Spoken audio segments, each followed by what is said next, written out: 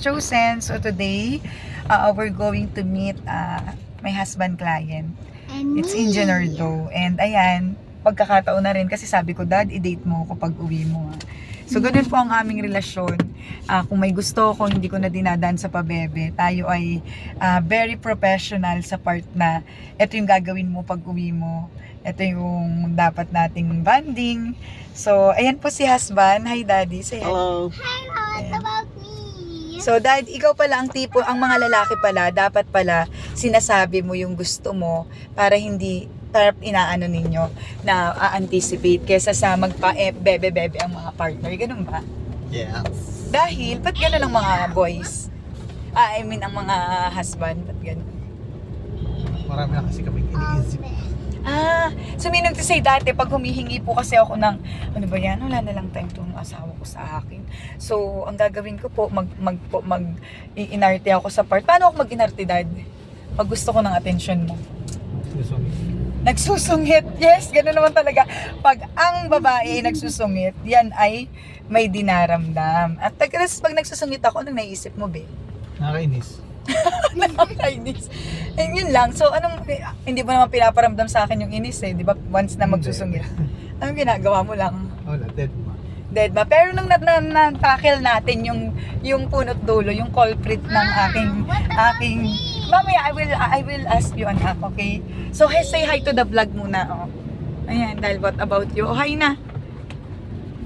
Ayan. So, yun nga, nung naano namin yung culprit ng nararanasan ko, wala palang time sa akin ng husband ko. At wala rin, dahil yun yung love language ko minsan. Minsan na kasi iba-iba to eh. Paiba-iba yung lang. Kung meron mang kung mayroon mang 5 lengguwahe ng pag-ibig, ako mas wag niyo ako ngayon 10 to. May combination. May combination, may time na gift time, may time naman na hindi ko gusto ng gift, gusto ko lang ng touch. So, yung sabihin, depende talaga sa season. Parang ngayon, may ulan-ulan, may araw-araw. So, ayun. Nung natakal namin, ito pala yung dapat namin ginagawa. Dapat maging professional tayo sa area kung saan hindi man sila makaramdam na yun yung dinadamdam natin. Eh di, why not maging feeling secretary tayo na, Dad, ito yung next mong gagawin.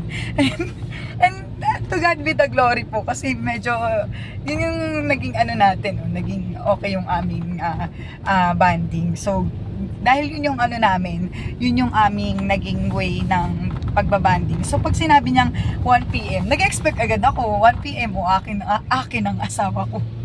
Pero dahil nga, ministry, hindi mo hawak ang time mo. So, minsan, kapag hindi kami magkasama sa ministry, dahil iba po kaming church na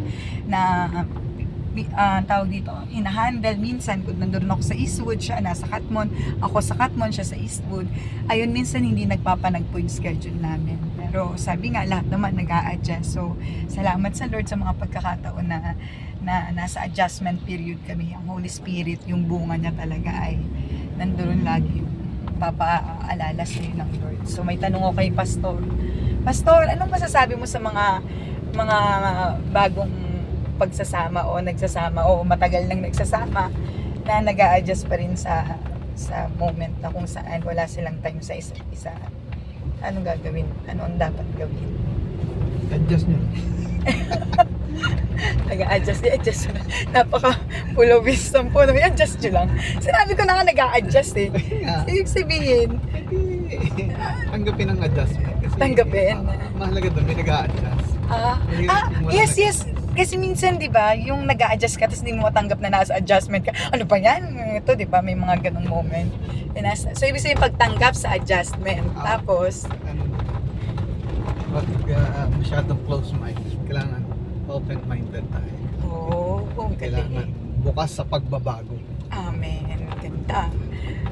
Narinig po ninyo yan. And it's, at yung pinre-preach niya po ngayon is dinadaanan namin, kaya hindi ako magiging basher ng husband ko kasi talagang bukas dapat lagi ang bawat isa sa pagbabago. Kasi kapag hindi ka bukas sa changes, ibig sabihin close-minded ka. At pag close-minded ka, laging hindi ka mag-grow dyan. Tama ba, Pastor? Walang adjustment. Walang adjustment. Kasi bawat isa sa atin, laging may room for improvement tayo.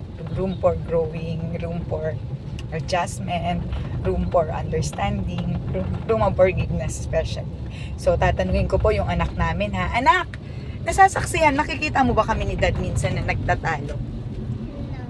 No. Ano lagi si Mami at Dad? Lovebirds. Lovebirds? Anong ibig sabihin ng lovebirds? Laging nangbibis pag wala at lagi na nagtatapagan. Oo, lovebirds pala ang tingin. So, anak, may tatanong ako sa'yo. Gaano ka ka-happy kapag si Mami at Daddy ay lovebirds? Yung Infinite. infinite. Pag si Mami at Daddy nagtatampuhan, gaano ka kasad? Very sad ka. Pero nakikita mo ba yon? Hindi ko alam. Hindi mo alam kasi hindi mo nakikitang nag-aaway kami. Ay, hindi ko narinig eh. Kala ko Hindi mo alam kasi hindi mo kami nakikitang nagtatampuhan ni Dad. No. Lagi lang kaming Together. labing kami. Labing pastor. Very proud ka ba sa parents mo? Yes. Bakit proud ka sa amin? Binili niyo ako McDo at Jollibee. So pag tuyo na lang ang binibigay namin sa'yo, hindi ka na proud?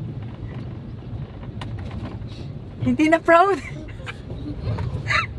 Alam ba anak, proud pa rin ako sa mother ko kahit ang palagi namin alugbati ang aking kinakain at ang daddy mo proud yan sa parents niya kapag kahit ng kanyang daddy, kinakain lagi ng bata ka. Ano nga daddy? Talbos ng kamote, pako. Wow, sarap. Kita mo yun? Kaya anak, ang pagiging proud sa parents is not about what we give to you, but yung pagiging proud natin sa parents natin, na alam natin na mahal tayo ng parents natin because we love you so much, anak. Tama ba? So, anong advice mo sa mga nanonood? Anong masasabi mo? Anong natutunan mong lesson sa ating pag-uusap? Wala ka natutunan? Happy lang. Huwag mo ganyan damit mo. Natutunan mo na ang pagiging proud sa parents, hindi dahil sa ibinibigay ng parents na material things, kundi yung ibinibigay ng parents na love na hindi kayang bayaran. Okay? Okay. O, sige, ano ang natutunan uli? Review? Mag-proud na yung ang binibigay ng parents nila. Hindi material things, Hindi na yung things, kundi kundi love, time, time, effort, effort, ano pa? love, Hugs, kisses. O, diba? and lovebirds. So, yun po ang aming ikalawang anak sorry po, nagkamot ako ng ilong. So, ayun lang. God bless po.